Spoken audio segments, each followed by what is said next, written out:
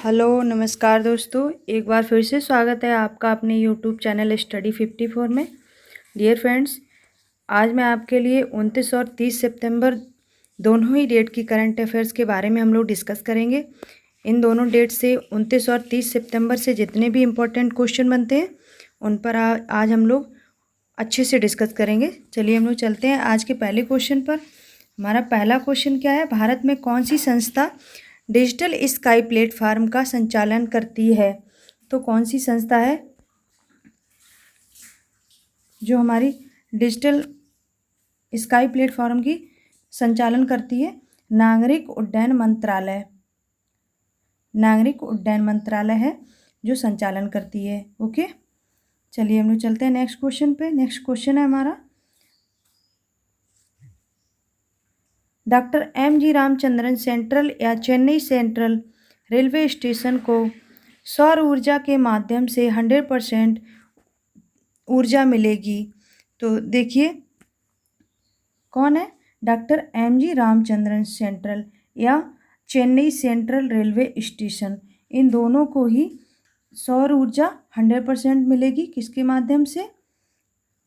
सौर ऊर्जा के माध्यम से इन्हें ऊर्जा मिलेगी। ठीक है, तो देखिए इसके बारे में इम्पोर्टेंट डिटेल पढ़ लेते हैं। डिटेल क्या है? चेन्नई सेंट्रल रेलवे स्टेशन दक्षिण मध्य रेलवे SCR क्षेत्र के अंतर्गत आता है, जो दुनिया का सबसे बड़ा हरित रेलवे नेटवर्क बनने जा रहा है। ठीक है, ये चेन्नई सेंट्रल रेलवे स्टेशन जो कि कहाँ है? दक्षिण मध्य रेलवे में है। ये दुनिया का सबसे बड़ा हरित रेलवे स्टेशन बनने जा रहा है। नेक्स्ट इम्पोर्टेंट फैक्ट पढ़ लेते हैं। ये पहला भारतीय रेलवे स्टेशन बन जाएगा जो कि क्या होगा? पैनलों के माध्यम से 100% ऊर्जा मिलेगी। ठीक है, ये पहला बनेगा। आप फर्स्ट ये याद रखेंगे, पहला स्टेशन बनेगा जो सौर ऊर्जा के माध्यम से ऊर्जा ऐसे मिलेगी। ठीक है, चलिए नेक्स्ट हम लोग क्वेश्चन पे आते हैं। नेक्स्ट क्वेश्चन क्या है हमारा? प्रधानमंत्री नरेंद्र मोदी ने जलवायु परिवर्तन और कुपोषण से निपटने के लिए 35 फसलों के उन्नत किस्म राष्ट्र को समर्पित की। तो देखिए कितनी की है? 35 फसलों की उन्नत किस्म जो हैं वो राष्ट्र को समर्पित की हैं। किसने की है? प्रधानमंत्री नरेंद्र मोदी ने जलवायु परिवर्तन और कुपोषण से निपटने के लिए, ठीक है, इससे निपटाने के लिए 35 फसलों को राष्ट्र के लिए समर्पित कर दिया है। इनके बारे में जान लेते हैं। इन किस टाइप की ये फसलें हैं? देखिए उन्होंने बताया कि ये विशेष किस्में भारतीय कृषि अनुसंधान परिषद की ओर से विकसित की गई हैं। देश में किसानों को सबसे ज़्यादा नुकसान बेमौसम बारिश और सूखे से होता है। तो देखिए सबसे ज़्यादा किसान को लॉस होता है फसल में उनकी, अगर अकस्माती बारिश हो जाए या फिर सूखा पड़ जाए तो सबसे ज़्यादा लॉस उन्हें हो जाता है। तो नेक्स्ट फैक्ट पढ़ लेते हैं। ICAR द्वारा विकसित की गई फसल की ये किस्में काफ़ी अलग हैं। काफ़ी अलग कैसे हैं? देखिए इस लिस्ट में कई ऐसी फसल हैं जो सूखा और भारी बरसात झेलने में सक्षम हाइन किस्मों की मदद से हम जलवायु परिवर्तन और कुपोषण जैसी गंभीर चुनौतियों से निपट सकते हैं। चलिए हम लोग चलते हैं नेक्स्ट क्वेश्चन पे। नेक्स्ट क्वेश्चन है हमारा, नेशनल कैडेट कोर NCC के महानिदेशक का पदभार किसने संभाला? तो देखिए NCC के महानिदेशक का पदभार किसने संभाला है? लेफ्टिनेंट जनरल गुलवीर पाल सिंह ने। कौन है? गुलवीर पाल सिंह। कौन है ये? लेफ्टिनेंट जनरल है। ठीक है, इनके बारे में थोड़ा सा जान लेते हैं। ये लेफ्टिनेंट जनरल गुरवीर पाल सिंह ने राष्ट्रीय कैडेट कोर NCC के 34वें महानिदेशक के रूप में पद ग्रहण किया है। कौन से नंबर के हैं? 34वें नंबर के। चलिए नेक्स्ट क्वेश्चन पर आते हैं हम लोग। नेक्स्ट क्वेश्चन है हमारा, संयुक्त राष्ट्र UN ने इंटरनेट गवर्नेंस फोरम 2021 में देश का प्रतिनिधित्व करने की जिम्मेदारी निम्न में से किसको प्रदान की गई है? तो किसे प्रदान की गई है? पूर्णिमा तिवारी हैं। इनको क्या किया है? संयुक्त राष्ट्र ने इंटरनेट गवर्नेंस फोरम 2021 में देश का प्रतिनिधित्व करने के लिए इन्हें जिम्मेदारी सौंप दी गई है। ठीक है, इनके बारे में थोड़े से इम्पोर्टेंट फैक्ट जान लेते हैं।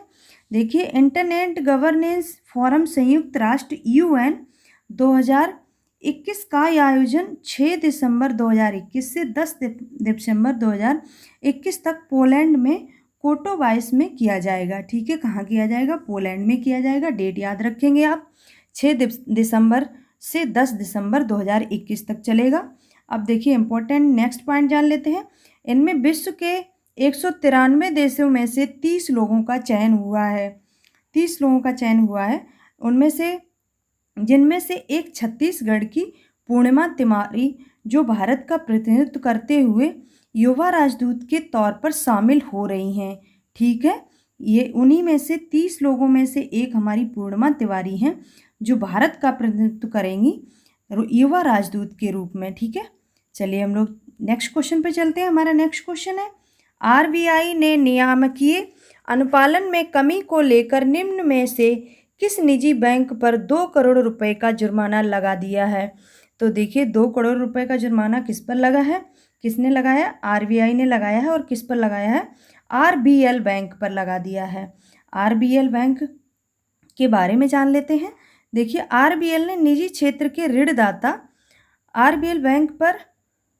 आरबीआई ने निजी बैंक के ऋणदाता आरबीएल बैंक पर नियामकीय अनुपालन में खामियों तथा बैंकिंग अधिनियम के प्रावधानों का अनुपालन नहीं करने पर 2 करोड़ रुपए का जुर्माना कर दिया है। ठीक है, चलिए हम लोग चलते हैं नेक्स्ट क्वेश्चन पे। हमारा नेक्स्ट क्वेश्चन है, गुजरात विधानसभा की पहली महिला स्पीकर निम्न में से किसे नियुक्त किया है?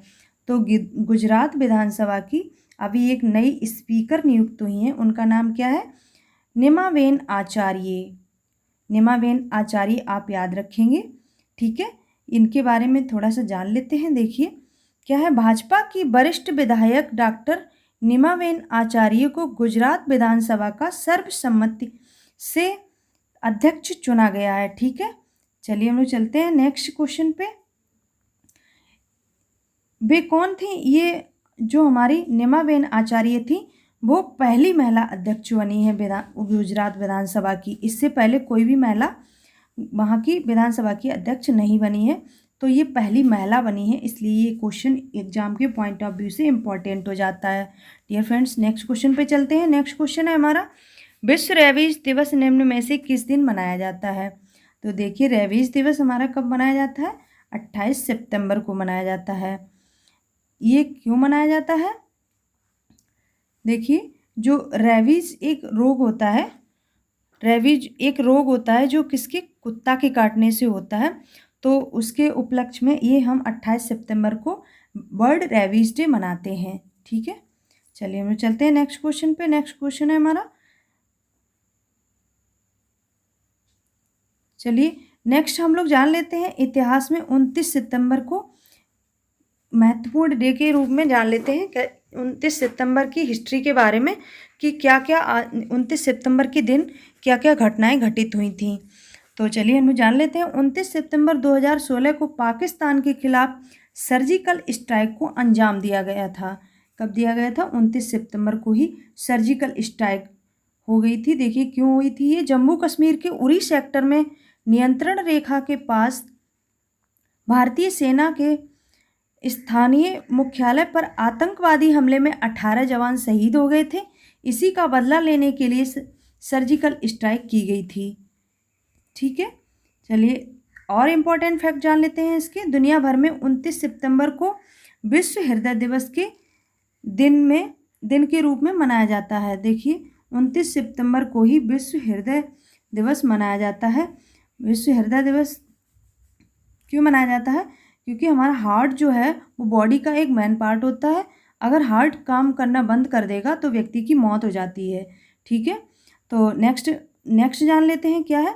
अगर हार्ट अटैक से देखिए कितने हमारी दुनिया में टोटल कितने 32% लोग ऐसे हैं जो हार्ट अटैक की घटना से उनकी मृत्यु हो जा रही है। ठीक है, चलिए हम लोग चलते हैं नेक्स्ट फैक्ट पे। नेक्स्ट क्या है, 29 सितंबर 1959 को क्या हुआ था? भारत की आरती शाह ने, कौन थी? भारत की आरती शाह थी। उन्होंने इंग्लिश चैनल को तैर कर पार किया था। ऐसा करने वाली वह एशिया की पहली महिला बनी थी। ठीक है। उन्होंने क्या किया था, इंग्लिश चैनल को पार किया था और वो एशिया की एक पहली महिला थी जिन्होंने इंग्लिश चैनल को तैरकर पार किया था। ठीक है। इनके बारे में इम्पोर्टेंट फैक्ट जान लेते हैं क्या है। उफनती लहरों और बर्फीले पानी के कारण इस विशाल जल राशि को तैरकर पार करना एक कठिन चुनौती थी और इसे तैराकी का माउंट एवरेस्ट कहा जाता था। किसे कहा जाता था? जो ये इंग्लिश चैनल है इसको तैराकी का माउंट एवरेस्ट भी कहा जाता है। तो उन्हें ये बहुत ही एक कठिन काम था क्योंकि वहाँ पर बर्फ़ भी थी और जो लहरें थी वो उफन रही थी पानी की। तो वहाँ पर एक बहुत ही बड़ा रिस्क था जो उन्होंने लिया और उस चैनल को तैरकर पार किया। और कितनी कम उम्र में पार किया डियर फ्रेंड्स, देखिए 19 वर्ष की आयु में ही उन्होंने ये यात्रा अपनी सफलतापूर्वक पूरी कर ली थी। ठीक है। चलिए नेक्स्ट जान लेते हैं। आज 29 सितंबर के ही दिन क्या हुआ था। देखिए 29 सितंबर 1932 को महमूद एक भारतीय अभिनेता और एक फिल्म निर्देशक थे, उनका क्या हुआ था, जन्म हुआ था। तो 29 सितंबर को ही महमूद का जन्मदिन मनाया जाता है, बर्थ एनिवर्सरी मनाई जाती है। ठीक है। इनके बारे में थोड़ा सा इंपॉर्टेंट फैक्ट जान लेते हैं क्या है। हिंदी फिल्मों में उनके हास्य कलाकार के तौर पर किए गए अद्भुत अभिनय के लिए वे जाने और सराहे गए हैं। 3 दशक लंबे चले उनके कैरियर में उन्होंने 300 से ज़्यादा हिंदी फिल्मों में काम किया था। ठीक है। चलिए हम लोग जान लेते हैं आज की यानी कि 30 सितंबर की हिस्ट्री के बारे में। 30 सितंबर को ही कौन सी घटना घटित हुई थी उसके बारे में हम लोग जान लेते हैं। तो ये बहुत बड़ी ही एक घटना थी जो कि उत्तर प्रदेश की है। तो चलिए हम लोग जान लेते हैं उत्तर प्रदेश में कहाँ पर ये घटना हुई थी। आज ही के दिन 2001 वरिष्ठ कांग्रेसी नेता माधवराज सिंधिया की मैनपुरी में वायुयान दुर्घटना में मौत हो गई थी। देखिए कैसे ये दुर्घटना हो गई थी, इसके बारे में थोड़ा सा जान लेते हैं। एक रैली को संबोधित करने के लिए दिल्ली से कानपुर जाते वक्त मैनपुरी यूपी में एक हवाई जहाज दुर्घटना हुई थी। ये कहाँ पर हुई थी? भैंसरोली गांव के ऊपर विमान में आग लग गई थी। उस वक्त बारिश हो रही थी लेकिन फिर भी आग जलती रही। खेत में गिरे विमान पर ग्रामीणों ने कीचड़ डालकर आग को बुझाया लेकिन फिर भी वो आग जलती रही। डियर फ्रेंड्स कितना खतरनाक ये नज़ारा होगा। देखिए यह एक निजी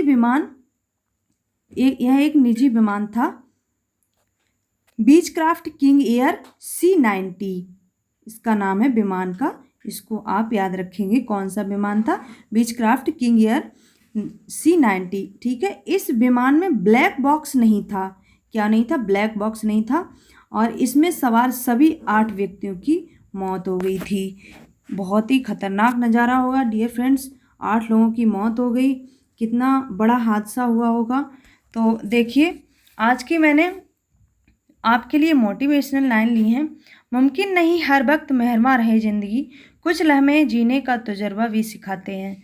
तो डियर फ्रेंड्स अगर आप मेरे चैनल पर नए हैं तो प्लीज़ मेरे चैनल को सब्सक्राइब कीजिए एंड अगर आपको मेरा वीडियो हेल्पफुल लगता है तो अपने फ्रेंड सर्कल में शेयर भी कीजिए और बेल आइकन को ऑल पर सेलेक्ट कर लीजिए ताकि अगर मैं आपको कोई भी वीडियो अपलोड करती हूँ तो आपको नोटिफिकेशन फाइंड हो जाए।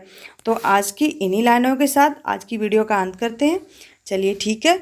और आज DFCCIL का एग्ज़ाम है जिनका इलेक्ट्रिकल एग्जीक्यूटिव का, उनके लिए बेस्ट ऑफ लक और अच्छे से एग्ज़ाम दीजिए। All the best, have a nice day.